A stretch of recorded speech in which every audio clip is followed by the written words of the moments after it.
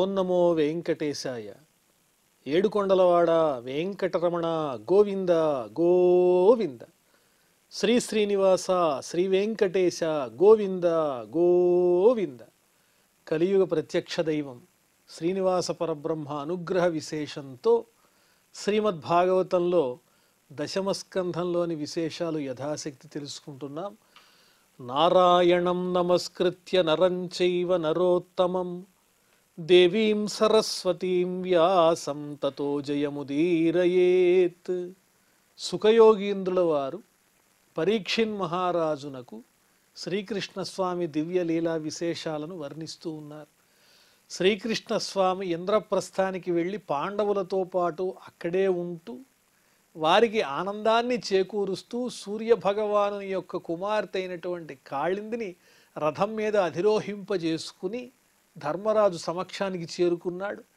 ఆ తరువాత అర్జునుణ్ణి తీసుకుని అగ్నిదేవునికి తృప్తిపరచడం కోసం ఖాండవ వనాన్ని అగ్నిదేవుడు దహించటం కోసం అర్జునుడికి కూడా అందులో భాగస్వామ్యాన్ని అందించాడు. దాంతో ఆనందించినటువంటి అగ్నిదేవుడు అర్జునునకు చక్కని ఆయుధాలు అలాగే గుర్రాలు అన్నీ కానుకగా ఇచ్చాడు. మయశ్చ మోచితో వహ్నే సభాం సఖ్య ఉపాహరత్ యస్మిన్ దుర్యోధనస్యాసీత్ జలస్థల దుశిభ్రమః. ఆ ఖాండవ వనాన్ని అగ్ని దహించే సందర్భంలో మయుడు కూడా అందులోనే ఉన్నాడు. ఆ వనంలో ఆ మయుడనేటువంటి రాక్షస శిల్పి అతడు మయుడు. అతణ్ణి అర్జునుడు రక్షించాడు శ్రీకృష్ణస్వామి యొక్క అనుగ్రహ విశేషంతో. అందువల్ల మయుడు కృతజ్ఞతాభావంతో పాండవుల కోసం ఒక చక్కని సభని నిర్మించి ఇచ్చాడు. మయుడు ఏర్పాటు చేసినటువంటి సభ కాబట్టి దాని పేరు మయసభ అని పేరు వచ్చింది. కృతజ్ఞతాపూర్వకంగా మయుడు అందించినటువంటి సభ అది కృష్ణుని యొక్క ఆదేశం మేరకు. ఆ మయసభలోనే యస్మిన్ దుర్యోధనస్యాసీత్ జలస్థల దుశిభ్రమః. ఆ మయసభలోనే అతిథిగా ఉన్నటువంటి దుర్యోధనుడు రాజసూయ యాగం జరిగేటువంటి సందర్భంలో నీరు లేని చోట ఉన్నట్లుగా ఉన్న చోట లేనట్లుగా భ్రమించి మడుగులో జారిపడినటువంటి సంఘటన సన్నివేశం జరిగింది. అలాంటి గొప్ప సభ మయుడు ఏర్పాటు చేశాడు పాండవుల కోసం. సతేన సమనుజ్ఞాతః సుహృద్భిశ్చానుమోదితః ఆయయౌ ద్వారకాం భూయః సాత్యకి ప్రముఖైః వృతః. ఈ విధంగా కృష్ణుడు పాండవులతో పాటు కలిసి ఉండి వారికి ఆనందాన్ని కలిగించి చక్కగా వారితో మళ్ళీ అనుమతి తీసుకున్నటువంటి వాడై తన పరివారమైన సాత్యకి మొదలైన వారందరితో కలిసి ద్వారకా నగరానికి చేరుకున్నాడు. అధోపయేమే కాళిందీం సుపుణ్యర్తవృక్ష ఊర్జితే వితన్వన్ పరమానందం స్వానాం పరమమంగళం. ఆ తరువాత ఆ యమునా నదీ తీరంలో కనిపించినటువంటి సూర్యభగవానుని పుత్రిక కాళిందిని ద్వారకా నగరంలో తన వారి సమక్షంలో చక్కగా శాస్త్రవిధిగా వివాహం చేసుకున్నాడు శ్రీకృష్ణ పరమాత్మ. తన వాళ్ళందరికీ ఆనందాన్ని కలిగించాడు. స్వానాం పరమమంగళం, అందరికీ మంగళాలు కలిగే విధంగా నేత్రపర్వంగా వివాహం ఆడాడు. విందాను విందా వావంత్యౌ దుర్యోధన వశానుగౌ. ఇప్పుడు ఏ విధంగా కాళిందిని స్వామివారు కృష్ణస్వామి వివాహం చేసుకున్నారో ఆ విశేషాలు చెప్పిన తరువాత మరొక కన్యకామణి మిత్రవింద ఆమెను ఏ విధంగా చేపట్టారు పరిణయమాడారనేటువంటి విషయాన్ని వర్ణించి చెప్పబోతూ ఉన్నారు. విందాను విందా వావంత్యౌ దుర్యోధన వశానుగౌ స్వయంవరే స్వభగినీం కృష్ణే రక్తాం న్యషేధతాం. అవంతి నగరం, ఆ అవంతి నగరంలో ఈ అవంతి నగరపు రాజుగారి కుమార్తె ఆ మిత్రవింద. ఆమెకి సోదరులు ఉన్నారు, విందుడు అనువిందుడు అనే పేరు కలిగినటువంటి వారు. ఈ విందాను విందులు ఇద్దరూ కూడా కృష్ణుణ్ణి శత్రువుగా భావించారు. ఎందువల్లంటే వాళ్ళు దుర్యోధనుని యొక్క స్నేహం బాగా ఇష్టపడుతూ ఉన్నారు. దుర్యోధన వశానుగౌ, దుర్యోధనుడు ఏం చెప్తే అది వింటారు. అందువల్ల ఆ విందుడు అనువిందుడు వాళ్ళిద్దరూ దుర్యోధనుని యొక్క మాటలు విని కృష్ణునికి తమ సోదరునిచ్చి వివాహం చెయ్యకూడదని నిర్ణయించుకున్నారు. కానీ స్వయంవరే స్వభగినీం కృష్ణే రక్తాం న్యషేధతాం.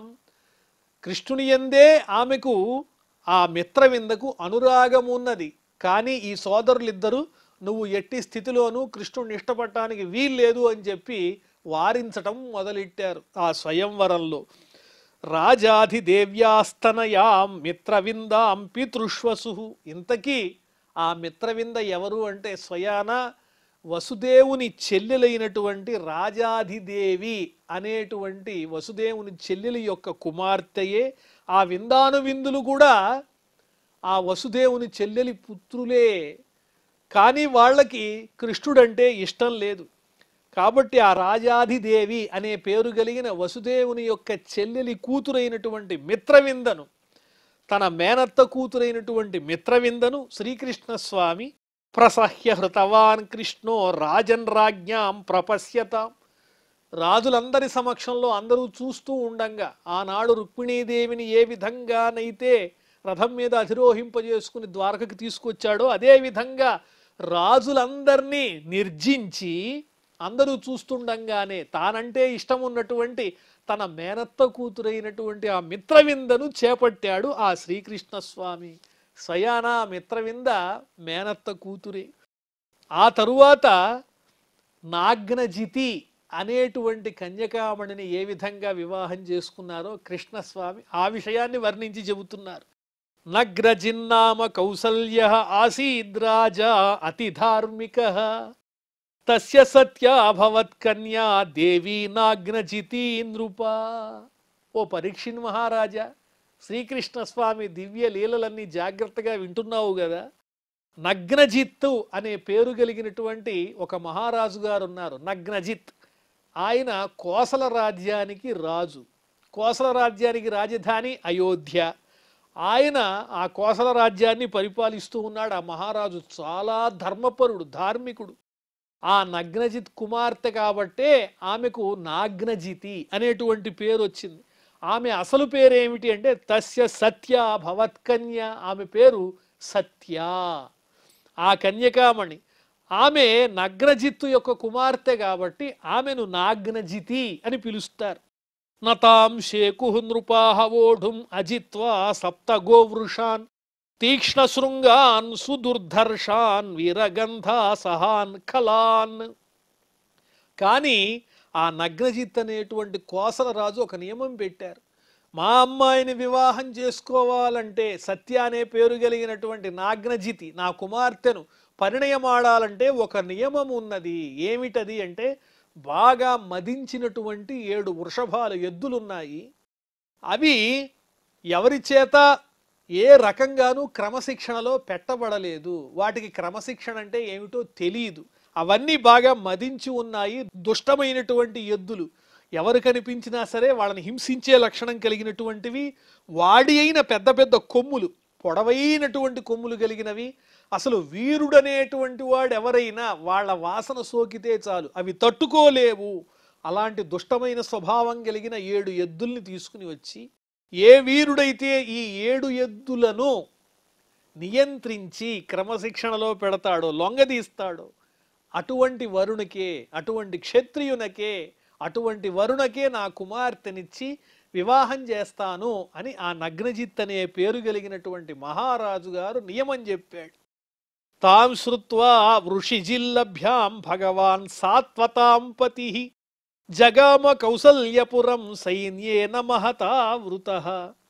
ఎద్దుల్ని జయిస్తే అమ్మాయినిచ్చి వివాహం చేస్తాడా, ఇదేదో చూడాల్సిందే అనుకున్నటువంటి కృష్ణస్వామి సాత్వతాంపతి, ఆ యదువీరుడైనటువంటి శ్రీకృష్ణస్వామి ఆ కోసల దేశానికి, కౌసల్యాపురం అంటే అయోధ్య పట్టణం, కౌసల్యపురం, అక్కడికి బయలుదేరి వెళ్ళారు తన సైన్యంతో, పెద్ద సైన్యంతో. కృష్ణస్వామి అసలు ఈ విషయం ఏమిటో చూద్దామని అక్కడికి బయలుదేరి వెళ్ళారు. స కోసలపతి ప్రీత ప్రత్యుత్థానాసనాదిభి అర్హణేనా అపి గురుణా పూజయన్ ప్రతినందిత. ఆ కోసలరాజు పరమ ధార్మికుడు కదా నగ్నజిత్.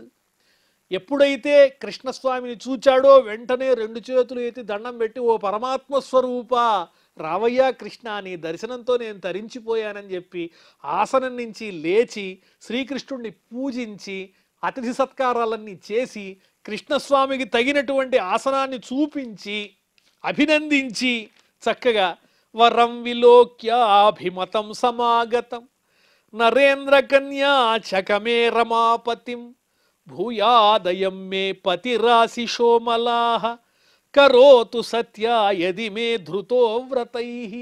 తండ్రి నగ్నజిత్ ఈ విధంగా ఆ శ్రీకృష్ణస్వామికి చక్కగా తగిన సత్కారాలన్నీ చేస్తే ఆయన రాజుగారి కుమార్తె అయినటువంటి నాగ్నజితి సత్య ఆ శ్రీకృష్ణస్వామిని చూచి, ఆహా, ఈ కృష్ణుడే నా పతి కావాలని నేను కోరుకుంటున్నాను, ఇదే నా మనస్సులో ఉన్నటువంటి కోరిక, అనుకోకుండా కృష్ణుడు వచ్చాడు అని ఆ మహారాజు గారి కుమార్తె సాక్షాత్తు లక్ష్మీదేవి భర్త అయినటువంటి ఆ శ్రీకృష్ణ స్వామినే తనకు వరునిగా ఎంచుకున్నది.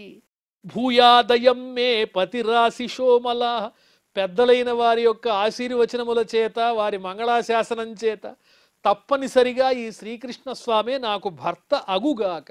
కరోతు సత్య యది మే ధృతో వ్రతై, నేనే గనక నియమ నిబంధనలతో పూజలు వ్రతాలు ఆచరించి పుణ్యకార్యాలు చేసినట్లయితే, దేవతల్ని తృప్తిపరిచినట్లయితే, ఆ పుణ్యవశం చేత ఈ శ్రీకృష్ణుడే నాకు పతి అగుగాక అని నాగ్నజితి తన మనసులో కోరుకుంటోంది.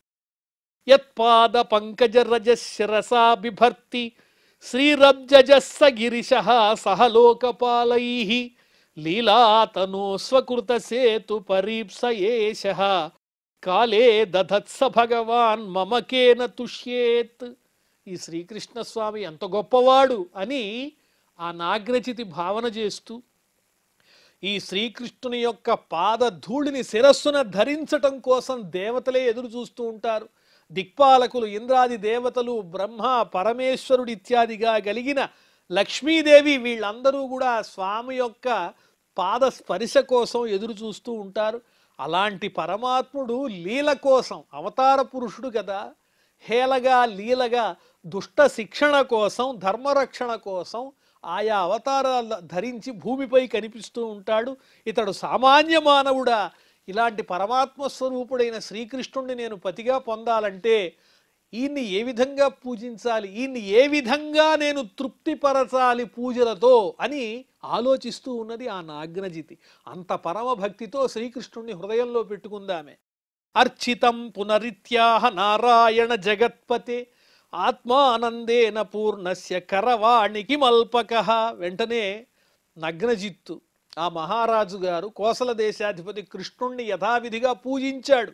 ఆయన పరమాత్ముడని తెలుసు, నారాయణ స్వరూప జగత్పతి నీకు నమస్కారం అని, సంపూర్ణ స్వరూపుడవైనటువంటి నీకు నమస్కారం, నేనేమో అర్భకుణ్ణి, అల్పుణ్ణి, సామాన్యుణ్ణి, నాబోటి సామాన్యుడు నీ వంటి మహాత్మునకు ఏమి సహాయం చేయగలడు, ఏం కావాలో చెప్పు కృష్ణ అని అడిగాడు ఆ మహారాజు, కోసల రాజు ఆ నగ్నజిత్తు.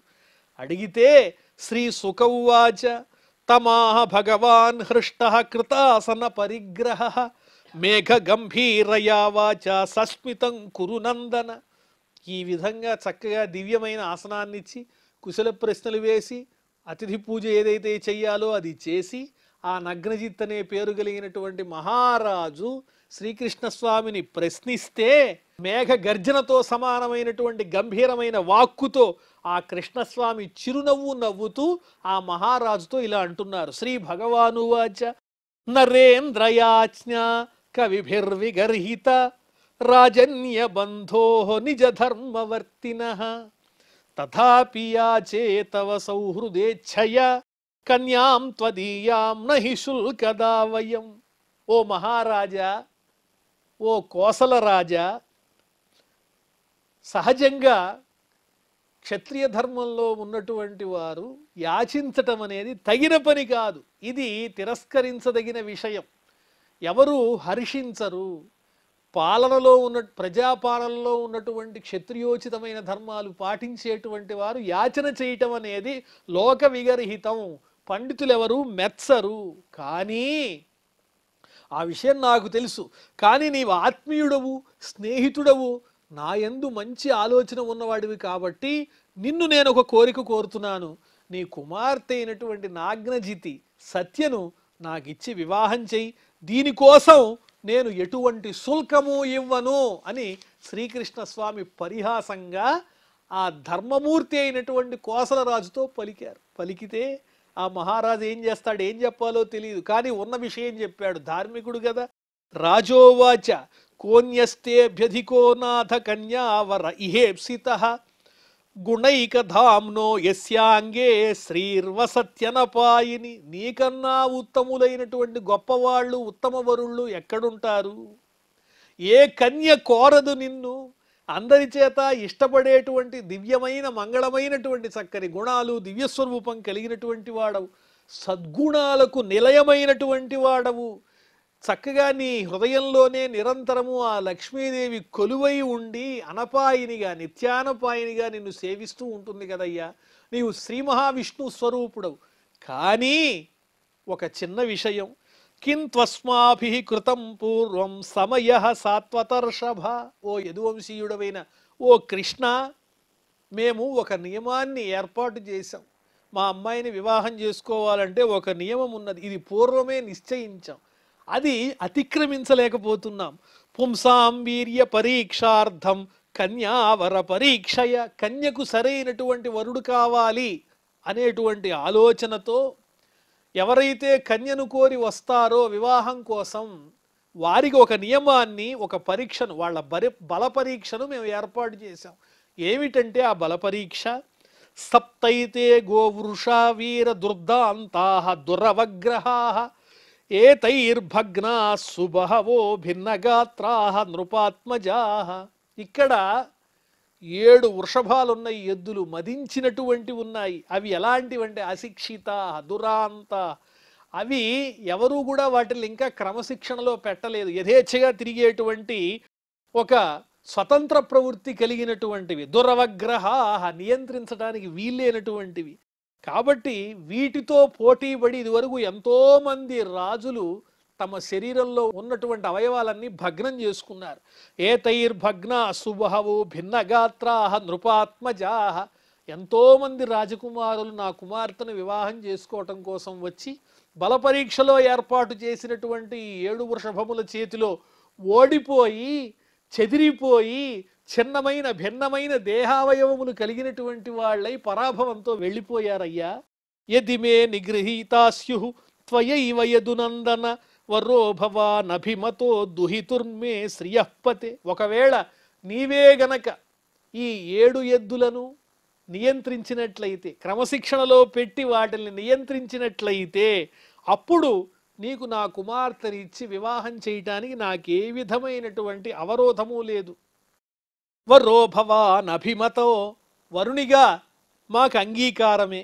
దుహితుర్మే శ్రియఃపతే, మా కుమార్తెకు నీవే వరుడవవుతావు ఓ లక్ష్మీపతి అని కూడా చెప్తున్నారు. ఒక పక్క పరమాత్మాని సంబోధిస్తూ కీర్తిస్తున్నారు, ఇంకో పక్క బలపరీక్ష లేనిదే కన్యను ఇవ్వనని కూడా చెబుతున్నాడు ఆ మహారాజు. ఎందువల్లంటే ఇదివరకే నియమం ఏర్పాటు చేయబడింది కాబట్టి. నియమం ఎవరికైనా నియమమే. మానవ రూపం ధరించిన తర్వాత కొన్నిటిని తప్పకుండా ఆచరించి తీరాలి, అందులో ఇదొకటి. ఏవం సమయమాకర్ణ్య బద్ధ్వా పరికరం ప్రభు ఆత్మానం సప్తధా కృత్వా న్యగృహ్ణాత్ లీలయైవతాన్. ఈ విధంగా నియమాన్ని తెలుసుకున్నటువంటి కృష్ణస్వామి వస్త్రాన్ని గట్టిగా బిగించి కట్టి ఆ 7 వృషభములను నియంత్రించేటువంటి పనిలో లగ్నమై తనని 7 భాగాలుగా, 7 రూపాలుగా చేసి 7 కృష్ణులుగా తన పరాక్రమాన్ని చూపిస్తూ 7 వృషభములను కూడా నిర్బంధించి తాళ్లతో కట్టివేశాడు. వాటి అహంకారాన్ని, మదాన్ని తీసివేశాడు. దాంతో ఆ వృషభాలు వాటి శక్తి కోల్పోయినాయి. బద్ధ్వాతాన్ దామభిశౌరి భగ్నదర్పాన్ హతౌజస వ్యకర్షల్లీలయా బద్ధాన్ బాలో దారుమయాన్యథ. చిన్న పిల్లవాడు బొమ్మ ఎద్దులను ఏ విధంగా అయితే తాళ్లతో కట్టగలడో ఆ విధంగా బొమ్మ ఎద్దుల్ని ఆడించినట్లుగా భయంకరమైన, మదించిన, క్రూరమైన, వాడి అయిన పొడవైనటువంటి శృంగములు, కొమ్ములు కలిగినటువంటి ఆ 7 వృషభములను పరమాత్ముడైనటువంటి శ్రీకృష్ణ పరమాత్మ తన పరాక్రమంతో 7 రూపాలు ధరించి వాటిల్ని అన్నింటినీ కూడా నియంత్రించినటువంటి వాడై వాటి పరాక్రమాన్ని వమ్ము చేసి వాటిల్ని లొంగదీసి లాక్కొచ్చి ఆ రాజుగారు ఎదురుకుండా నిలబెట్టాడు. ఆ నగ్రజిత్ అనే మహారాజు ఎదురుకుండా తతః ప్రీతః సుతాం రాజ దదౌ కృష్ణాయ విస్మితః తాం ప్రత్యగృహ్ణాత్ భగవాన్ విధివతు సదృశీం ప్రభు. ఆ తరువాత మహారాజు గారు సంతోషించాడు, ఆయనకి అదే కావాలి. వెంటనే కృష్ణుని యొక్క పరాక్రమం చూసి ఆశ్చర్యపోయినటువంటి వాడై తప్పకుండా ఇచ్చిన మాట ప్రకారం తన కుమార్తె అయినటువంటి నాగ్నజితి అనబడే సత్యను ఆ శ్రీకృష్ణ స్వామికి ఇచ్చి వివాహం చేశాడు.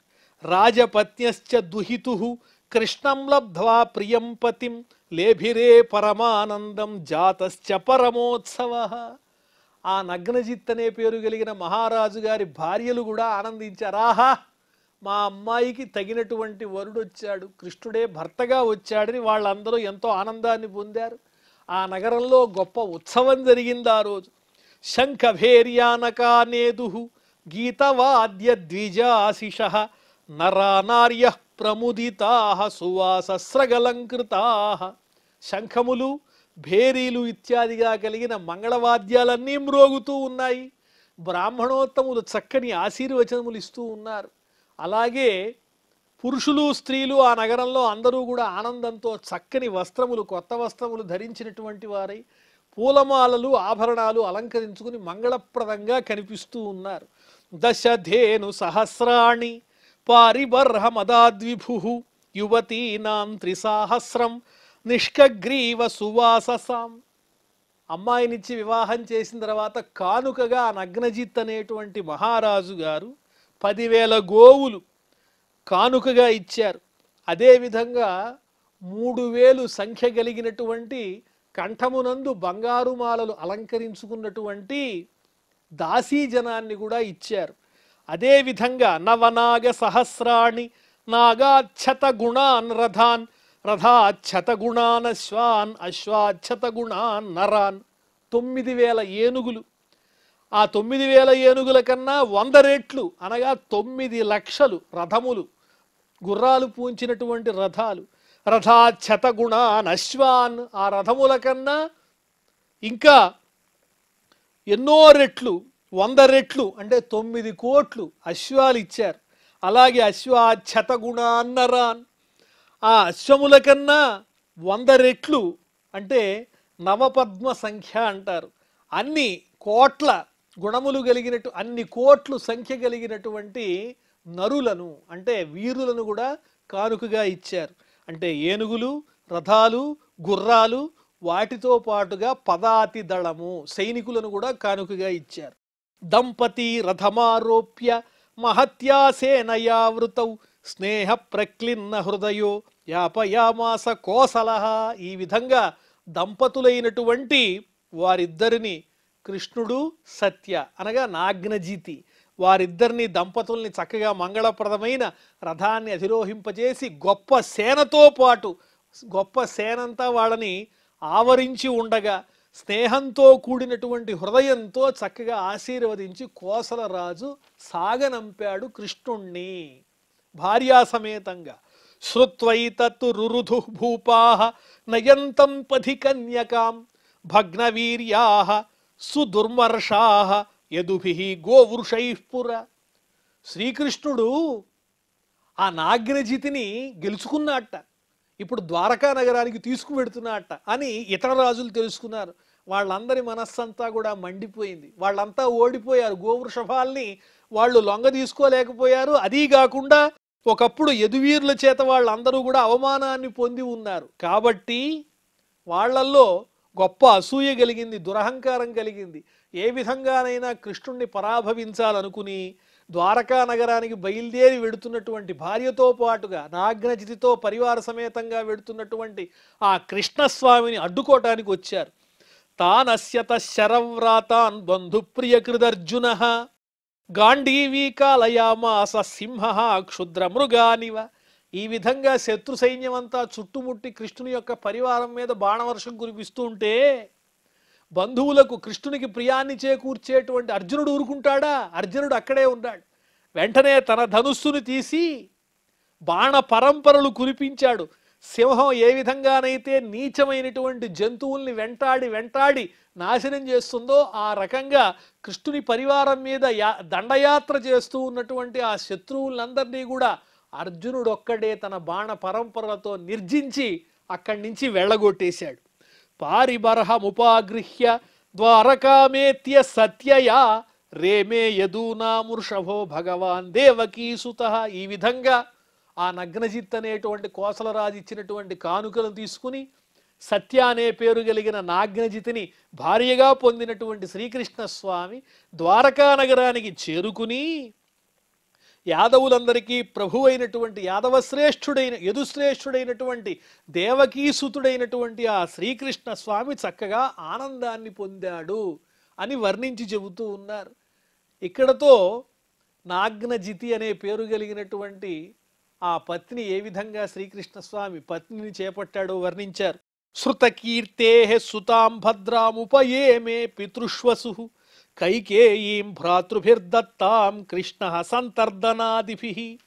అదేవిధంగా వసుదేవునకు మరొక చెల్లెలుంది, ఆమె పేరు శృతకీర్తి. ఆమె కేకయ రాజ్యంలో ఉంది, కేకయ రాజు గారి భార్య. ఆమెకు ఒక కుమార్తె ఉన్నది, ఆమె పేరు భద్ర.